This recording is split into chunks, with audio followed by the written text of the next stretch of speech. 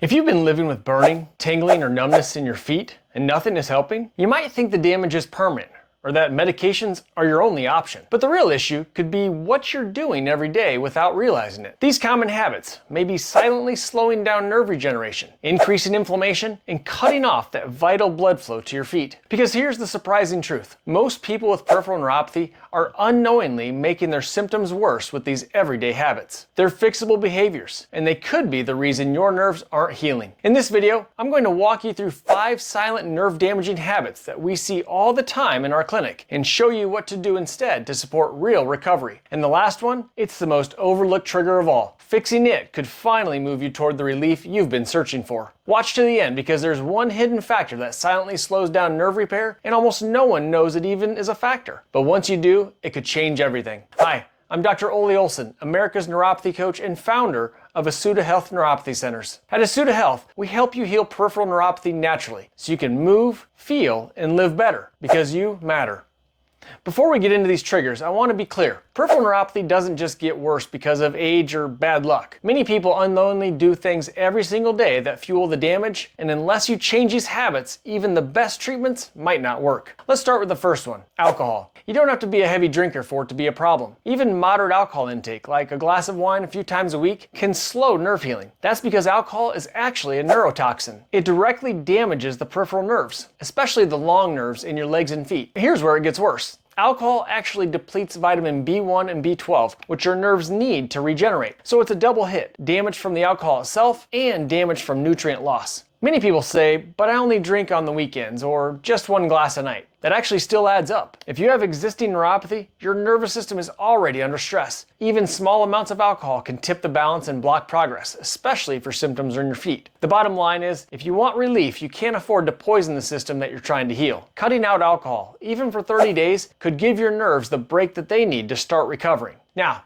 let's talk about the second habit, one you might never think about, but it's literally wrapped around your feet all day. Trigger number 2, tight shoes or socks. Most people don't think twice about what they wear on their feet, but if you have neuropathy, tight shoes or socks can silently make your symptoms worse. When something compresses your feet, even just slightly, it's reducing blood flow, and circulation is already a problem with damaged nerves. This means less oxygen, less nutrient delivery, and more pain, numbness, or burning. Think about it. If your feet are tingling or going numb already, and you're wearing socks with a tight elastic band, or shoes that squeeze your toes, you're cutting off the very thing that your nerves need most to recover. That compression also adds pressure to the nerves themselves, which can increase inflammation and irritation. Some people even sleep with socks on that are too tight, which makes the problems worse overnight without them actually realizing it. They're designed to reduce swelling, not help damage nerves. In many cases, they can actually worsen nerve irritation by restricting blood flow or putting excess pressure on hypersensitive areas. And in case you're wondering about compression socks, I don't recommend them for peripheral neuropathy for the exact same reasons that we just discussed. The fix is simple. Choose loose, breathable socks. Make sure your shoes have a wide toe box and don't press against the top of your foot. Just a small change here can lead to noticeable improvements in sensation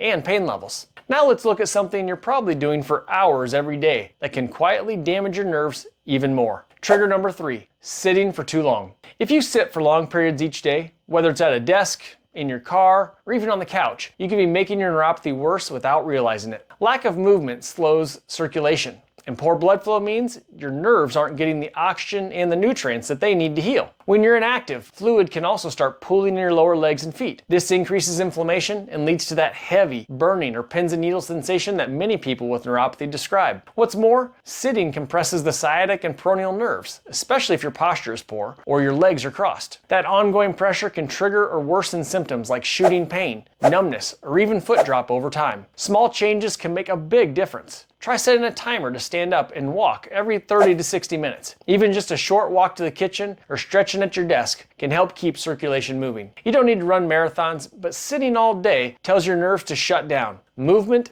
is medicine, especially for neuropathy. Up next, one of the most common and most damaging daily habits, especially if you're eating the wrong foods and don't even know it. Trigger number 4, eating too much sugar. Even if you're not diabetic, eating too much sugar is one of the most common and destructive habits for anyone with peripheral neuropathy. High sugar intake spikes your blood glucose, and over time, that excess sugar damages the small blood vessels that feed your nerves. That's when symptoms like numbness, burning, and stabbing pain begin to show up, or get worse. Here's the problem. Sugar is hidden in more foods than most people realize. Bread, pasta, salad dressings, sauces, and even healthy snacks can spike your blood sugar. And every time that happens, it adds fuel to the fire that's damaging your nerves. Many people with neuropathy don't connect the dots between what they eat and how they feel. But if you track your symptoms after meals, you might notice a clear pattern. More tingling, more pain, more discomfort. Cutting back on sugar isn't just about weight or diabetes prevention. It's about giving your nerves a fighting chance to recover. Reducing sugar is one of the fastest ways to slow nerve damage and reduce flare-ups. Next, we'll talk about a hidden trigger most people completely overlook. It doesn't come from food or from shoes. It actually starts in your mind, and it can quietly make your nerve pain feel worse than it really is. Trigger number 5, chronic stress. Most people think neuropathy is purely physical, but chronic stress can quietly amplify your symptoms and slow down healing. That's because stress affects your entire nervous system. When your brain is constantly on high alert, it sends out signals that can heighten pain, increase inflammation, and disrupt the body's repair processes. Even low-grade daily stress from work, finances, or health worries can keep your body in a state of fight or flight. Here's what that means for your nerves. Stress hormones, like cortisol, make it harder for those nerves to regenerate. They also reduce blood flow and oxygen to the extremities. That means even if you're doing all the right physical things, stress alone can block your recovery. You might notice your symptoms flare up during busy or emotional days. That's not just your imagination. Stress doesn't just affect your mood. It shows up in your feet, in your legs, and in your sleep. The fix isn't complicated though. A few minutes of deep breathing, going for a walk in nature, or even short daily stretches can help reset your nervous system. Don't overlook it. Stress management can be the missing piece in your recovery plan. Now, before we wrap up, there's one bonus trigger that almost no one talks about, but it can completely stall your healing,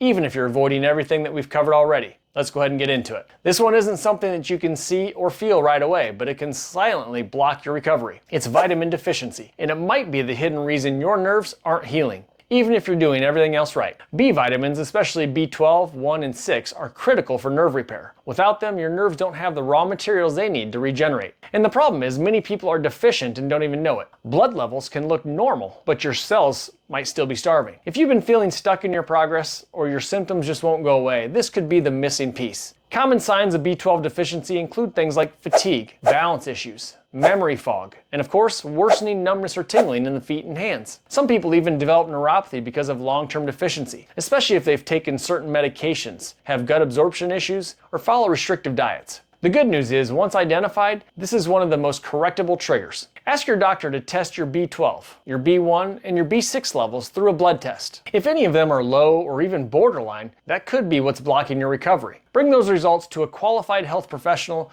who understands neuropathy, like a functional medicine doctor, a neurologist, or chiropractor trained in nutrition, and work with them to find the right form and the right dosage of vitamins for your specific case. Some people need methylated B12, or benfotiamine for better absorption. Real relief often starts when you give your nerves the raw materials that they've been missing all along. Now, let's wrap this up and the key takeaways and what this means for your recovery. You now have 6 of the most important triggers that could be making your neuropathy worse, and more importantly, what you can start doing today to get real relief. These changes might seem small, but they add up. When you remove the daily damage and give your nerves the right support, your body can finally start to heal. You learned what habits to avoid, how to support healing, and what hidden mistakes might be blocking your progress. And if you've been feeling stuck, hopeless, or like nothing works, don't give up. Progress with neuropathy takes time, but it is possible. You're not alone, and there are real answers out there, and this is the channel here to help you, because you matter. Please like and share this video if you've learned something new, or if any of these triggers gave you that aha moment. Leave a comment and tell me which trigger surprised you the most, or what you plan to change starting today. This is a growing community, and your story could help someone else feel hopeful again. Subscribe if you want to be a part of a channel fully dedicated to helping people with peripheral neuropathy with real answers, support, and step-by-step guidance that actually works. And the next video you should watch is this one: Best Neuropathy Blood Flow Exercises. Quickly improve blood flow in the legs and feet. If you want to start moving better, feeling better, and improving circulation in your feet, that's the one to watch next.